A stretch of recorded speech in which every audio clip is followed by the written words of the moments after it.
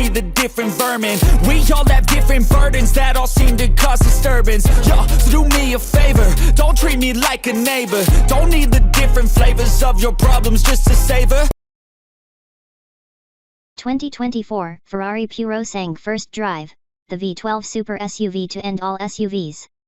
If you want a luxury performance SUV, there are a ton to choose from. You get the all-new Purosangue because it's the only one with a V12. On a twisting Italian Alpine road seemingly no wider than your finger, I had just executed a U-turn in the 2024 Ferrari Purosangue SUV, pulling onto the shoulder to grab my camera, when a police officer parked on the same shoulder exited his car and held up a stern hand. My heart sank despite having just watched him perform the exact same maneuver. I assumed doing so was fine. But we know what happens when you assume. He snapped a picture, flashed a giant smile, gave 2 thumbs up, and waved me on my way. If that isn't the most driving a Ferrari in Italy experience ever, then nothing is. A Ferrari inside and out. Before arriving in the Dolomites for the 2024 Ferrari Purosangue's media launch, I was curious if people would recognize it as a Ferrari. The Italian automaker has never done a 4-door 4-seater, after all. The public would be forgiven for not initially spotting it for what it is. I should have realized I needn't have wondered at all.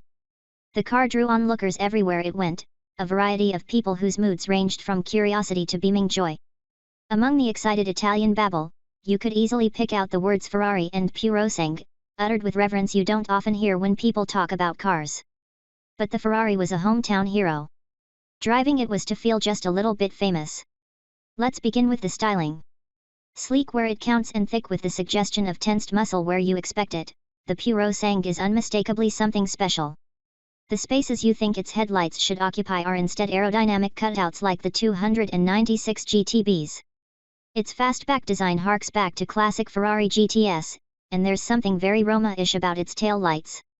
Overall, it looks like a tall FF, giving off a very exotic shooting brake silhouette, owing to the fact its back door's clean lines are uninterrupted by handles. Underneath you find performance tech expected of vehicles of this caliber.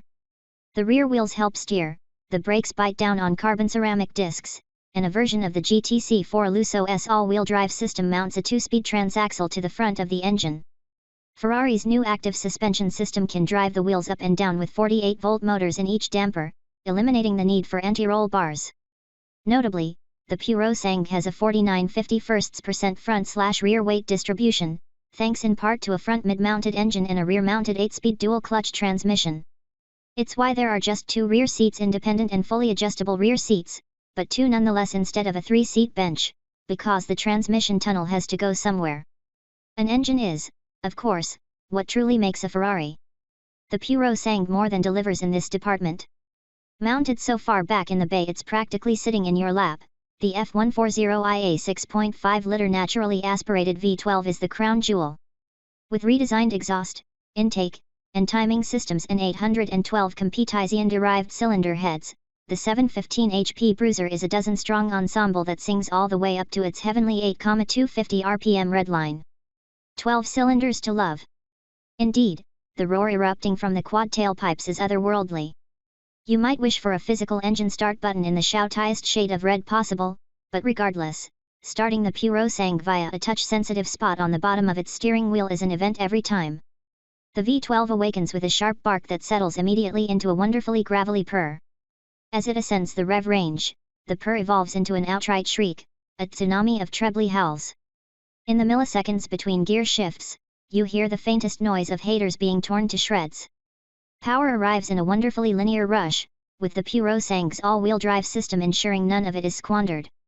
The buzzing through the floor-hinged throttle pedal communicates that air and gas are being lit on fire to produce speed and noise. It is happiness incarnate. Everyone else in this automotive space uses twin-turbo V8s, which are torquier and more efficient, but damn does this engine remind you of the sizzling satisfaction provided by such raw simplicity. Cracking off shifts like it's popping bubblegum, the dual clutch is an ideal enabler of point-and-shoot attacks.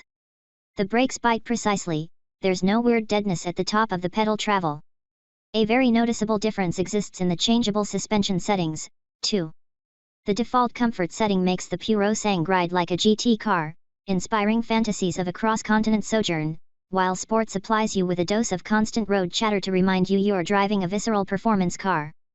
Something spooky happens the first time you take a corner at speed, however.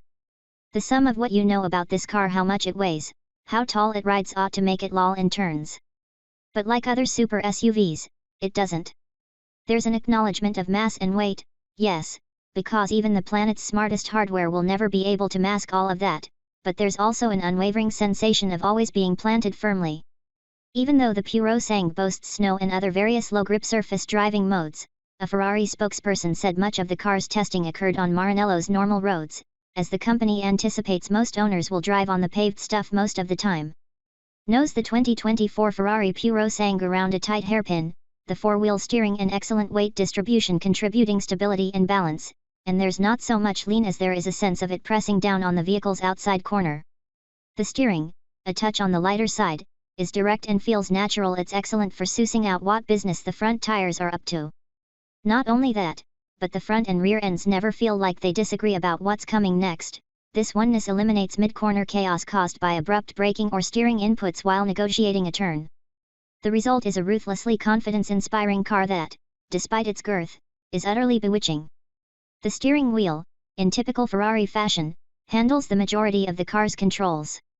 The interface that allows the driver to access infotainment menus functions largely like a smart TV's remote, though it takes a few taps to reactivate after the system idles from disuse.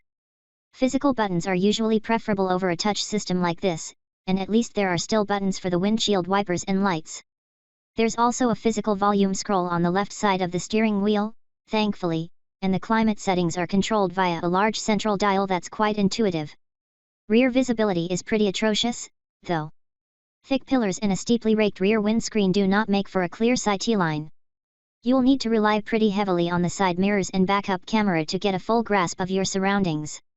Also, the trunk is on the small side pack light if you are bringing friends. These are minor complaints. This is a well-considered and exceptionally comfortable car. Although it lacks the overall opulence of a Rolls-Royce or a Bentley, that isn't really the point with the purosangue. Sure, its leathers are soft and supple, and even the rear seats are agreeable and supportive, but Ferrari is perhaps the only marque in the world that usually doesn't need to go above and beyond in justifying any of its decisions. You likely won't walk away from buying a Ferrari because you were displeased with the leather quality, or the trunk space, or the visibility. Defiantly a real Ferrari.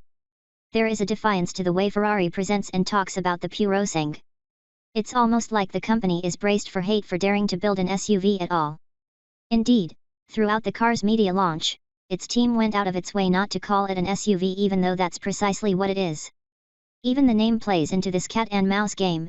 It translates to thoroughbred, implying the unquestionable purity and legitimacy of its ahem sports car lineage. Worth noting, however, is the fact that where the snaking Dolomite roads were perfect for trying out the purosangue's dynamic abilities, the model often felt too wide for narrow village streets. In fact, it's the biggest car Ferrari has ever made, one more suited for places with space to spare, like the US and China, than it is for its home country. Further strengthening the idea that an SUV will not take over at Ferrari, as the vehicle type has at virtually all other car makers, Maranello is holding firm in insisting it will cap purosangue sales at 20% of total yearly volume. For now, management will not allow it to become Ferrari's top-selling vehicle, because existing buying habits very much indicate that's exactly what would happen without those restrictions. At its core, a performance SUV from a luxury brand that's never made one before is not new. The trend began with Mercedes, BMW, Porsche, and Lamborghini and has since taken over at Maserati, Bentley, Lotus, and Aston Martin. But no rule exists that says Ferrari can't build one, too, except limitations it imposed on itself. Over the years, Ferraris have come in all shapes and sizes. Among them all, though, one thing's held true, and that is the engine's prominence. Ferrari knew its response to the SUV marketplace's siren song must be different. It gave its creation coach doors, sure, but mostly the appeal is because V12. It's an engine type as inherent to the marque as the prancing horse logo. Ferrari has twin-turbo V8s and hybrid setups it could have used. Its representatives refuse to comment on whether those powertrains will eventually make it into future purosangue models. For now, the naturally aspirated V12 is all anyone will get. Twist our arms. Like it or not, the purosangue is here, but at least it's armed with the best of what Ferrari has to offer. It's a striking vehicle that's fabulously athletic and comfortable to boot. There's no shortage of super SUVs, but this one's old school, where old school means 12 cylinders and a hell of a lot of noise. This is the Ferrari way. Body in the world blind. Please, Lord, give me a sign, a sign. I feel like I'm losing my mind. Is everybody in the world blind? Please, Lord, give me a sign, a sign. That's it, the end of the song. Next time you'll sing along. Trust me, there's nothing wrong.